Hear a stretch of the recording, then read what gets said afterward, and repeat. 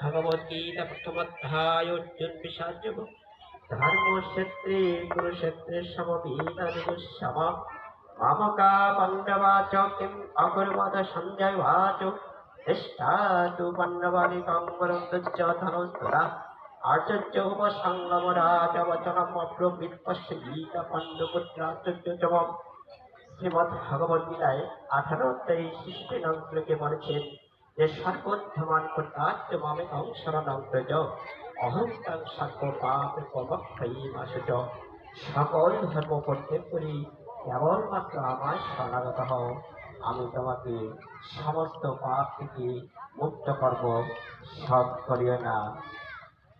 যারা পুরুষ রয়েছেন বাবারা তারা দিব্যাল্লকন সগচ্ছতু বলেন, আর যারা মা রয়েছেন তারা দিব্যাল্লকন সগচ্ছতু দিব্যাল্লকন সগচ্ছতু দিব্যাল্লকন সগচ্ছতু দিব্যাল্লকন সগচ্ছতু। সে ইহকাল থেকে পরকালে স্বর্গ লাভ করুক। গীতা মাতা গঙ্গা গীতা সাবিত্রী সীতা সত্যবতী ব্রহ্মাবলী ব্রহ্মা বিদ্যা সন্ধ্যা মুক্তি और हता चिदानंद भवक्ति भ्रांतिनाशिनी जगत्करी परनंदा तत्तत्तगणमंजरी सर्वे भवन्तु सदा सर्वे सन्तु निरामया सर्वे भद्राणि पश्यन्तु मा कश्चित् दुःखभाग् भवेत्।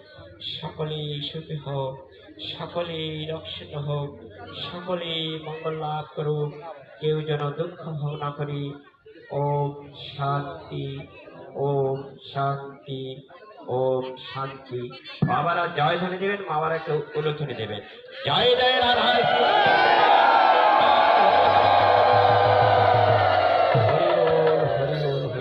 ওম শান্তি, হরি ওম শান্তি, হরি ওম।